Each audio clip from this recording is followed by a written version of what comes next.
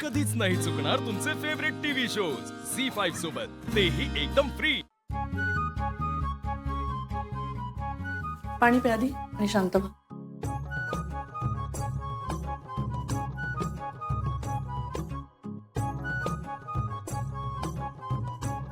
Okay, आता मी तुम्हाला काही प्रश्न विचारेन तर तुम्ही तुमच्या पद्धतीने त्याची उत्तरं द्या, ठीक आहे? मला आता सांगा तुमचं नाव काय आणि तुम्ही नेमकं काय करता? मी अपर्णा सुरेश माने, मी पुणे जिल्ह्याची कलेक्टर आहे। ओके, काही हरकत नाही।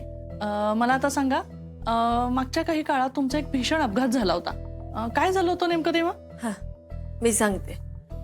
मी पुण्याहून माझ्या गावाकडे निघाले होते। मग जाताना घाटात माझी गाडी दरीत कोसळली। मग तिथून मी गाडीच्या बाहेर उडी टाकली आणि मी एका ठिकाणी जाऊन पडले। मी झाडीत पडले। तोच माझ्या गाडीचा स्फोट झाला। मग तिथून मी कशी बशी सावरत वाट काढत एका वस्तीत पोहोचले। मग वस्तीत एक घर होतं, त्या घरातल्या लोकांनी मला आधार दिला, त्यांनी माझा सांभाळ केला। आपण मॅडम मला आता सांगा तुम्ही आणि अर्जुन सर पहिल्यांदा कुठे भेटला होता?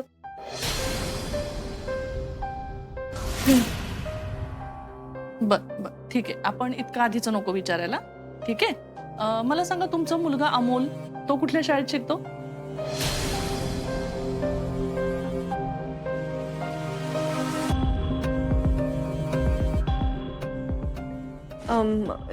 ते बर, ठीक आहे, काही हरकत नाही। मला तुम्ही तुमच्या लग्नाचं वर्ष सांगू शकाल? आयो, लग्नाची तारीख आता डोक्यात मुंग्या येऊ राहिल्या माझ्या। मी काय सांगू यांना? पाणी पिऊ का?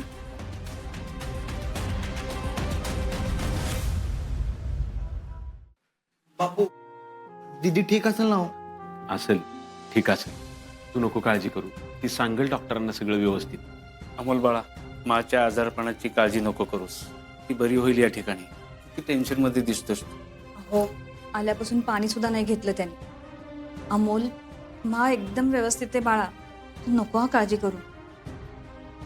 अमोल बाळा, अरे तुला नक्की झालंय काय? आजोबा, मा पूर्ण बदलली आहे। काय? हो बापू, अहो माने आल्यापासून मला जवळ पण घेतलं नाही आणि ती पहिल्यासारखं माझा लाड पण करत नाही।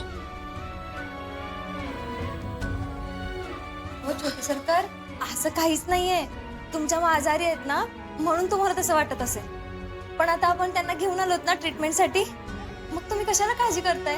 नाही मोबा, ती ठीक नाहीये। मला असं वाटतंय मी तिचा मुलगा आहे, हे पण तिला आठवत नाही असं वाटतंय मला।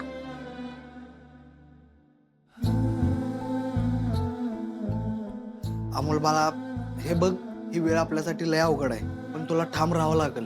तुझी मला लवकरात लवकर बरी होईल। दिप्या, पप्पू, आप्पी डॉक्टरांसोबतच आहे। पण अर्जुन, अरे जरा जास्तच घाबरली होती रे ती आज। काय? हो भाऊजी, म्हणजे आल्यापासून ती कोणाचा एक शब्द सुद्धा नाही बोलली, एकदम घाबरी झाली होती। हो अर्जार पोरगी का घाबरती तेच कळणार। मी बघतो लगेच। अर्जुन, या ठिकाणी आज जायला परवानगी नाहीये। दादा, मला आत्ताच्या आत्ता आपल्याला घेऊन कलेक्टर ऑफिसला गेलं पाहिजे, इमर्जन्सी। काय अर्जुन, अरे पण तिच्यावर उपचार केले पाहिजे। मी करून घेतो उपचार बापू, माझ्यावर विश्वास ठेवा। अहो अर्जुन दादा, पण आता त्यांची परिस्थिती तशी नाहीये। आता आपल्याकडे दुसरा पर्याय नाही मोना। हे बघा, माझ्यावर विश्वास ठेवा, मी तिला काय नाही होऊन देणार, फक्त उपचार करून घेतो।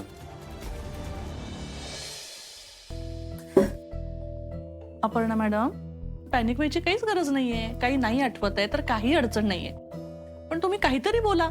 तुम्ही काहीच बोलला नाही तर मी तुम्हाला मदत कशी करू शकेन?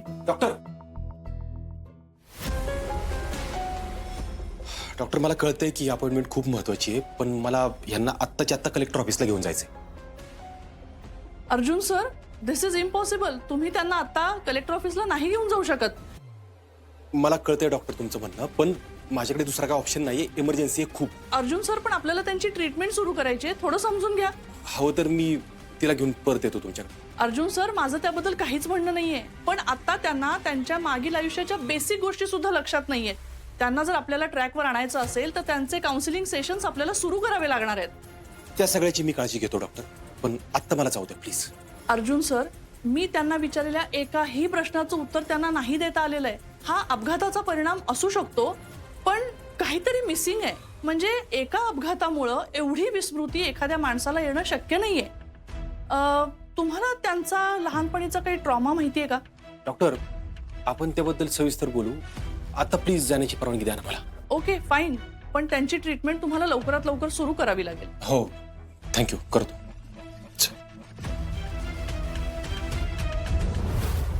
अरे मॅडम थांबा. काय झालं आता? अहो तुम्ही असं साहेबांचे शब्द का मोडताय? चिंचुके, अर्जुन काय माझा दुश्मन आहे का? आणि त्यालाही सतत असं वाटत असतं की मी हे सगळं मुद्दामून करते. पण हे बघा, असं काहीच नाहीये. पण मनात शंका असताना एखाद्याचं अस्तित्व आपण मान्य करणं, मुळात ही गोष्टच मला पटत नाहीये. पण जेवढं मी अपर्णा मॅडमला ओळखते ना, मला त्या पूर्वीसारखे वाटत नाहीये चिंचुके. म्हणजे बघा ना, माझे आणि अपर्णा मॅडमचे अनेकदा खटके उडले, पण त्यांच्या चेहऱ्यावरची पॉझिटिव्हिटी कधीच कमी झाली नाही चिंचुके. आता मात्र मला सतत त्यांच्या चेहऱ्यावर कसली ना कसली तरी भीती दिसते. अहो मॅडम मला सांगा की अडचणीच्या काळात आपण साहेबांबरोबर उभं राहिलं पाहिजे ना, साहेबांना मदत केली पाहिजे, आधार दिला पाहिजे का त्यांच्या विरोधात जायचं? सांगा बरं. तुम्ही काय बोलताय हे? मी कधी म्हटलं अर्जुनच्या विरोधात जाते मी? आणि मी जे काही करते ना ते सगळे प्रयत्न अर्जुनच्या हितासाठी आहेत. आणि काय सांगावं, माझ्या या तपासात काहीतरी नवीन शोध लागेल. मॅडम, तुम्हाला साहेबांचा राग अजिबात माहित नाही. साहेब जोपर्यंत प्रेमाने आहेत ना तोपर्यंत प्रेमाने वागतात, नाहीतर लय. राहू दे चिंचुके, मला फक्त माझ्या शंका दूर करायचे. मी निघते. अहो अरे मॅडम थांबा ना. आता काय चिंचुके? तुम्हाला अपर्णा मॅडमला भेटायचंय ना, मी मदत करतो, पण तुम्ही आता प्लीज पाया पडतो जाऊ नको कुठं. ही तपास पथक थांबवा. चिंचुके, मला सांगा, तुम्ही माझी मदत कशी करणार आहात? बघतो. आपण अपर्णा मॅडमला भेटूया. तुम्ही इथनं कुठं जाऊ नका, मी फाईल घेऊन आलो.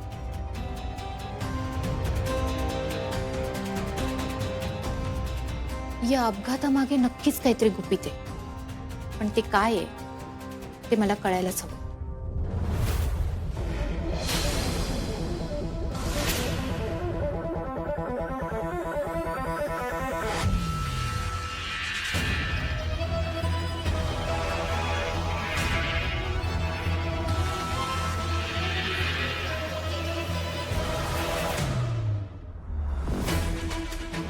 काळजी करायचं कारण नाही. तुम्ही सांगितले तसंच करतोय मी. या कलेक्टर बाईचा माज पद्धतशीरपणे उतरू आपण. आता ठरल्याप्रमाणे एकदा का सह्या झाल्या की ह्या आठवड्यात आपली सगळी कामं मार्गी लागतील. आणि या कलेक्टर बाईची जी बदनामी होईल ती कधीच भरून निघणार नाही. ही कलेक्टर बाई इथं आयुष्यभर कशी सडत राहील याची पूर्ती सोय करू आपण. भाऊ सह्या, सह्या कसल्या? काय प्रकारे? कोण माणसं आहेत? नाही. काही झालं तरी त्यांचा फोन मिळाला पाहिजे मला. फोनवरून कळेल एक्झॅक्टली कुठे आहे मी. मला कळालं, मला अर्जुनला सांगता येईल मी कुठे. फोन मिळाला पाहिजे. सह्या. झी5 ॲप डाउनलोड करा आणि पहा सर्व एपिसोड्स एकदम फ्री.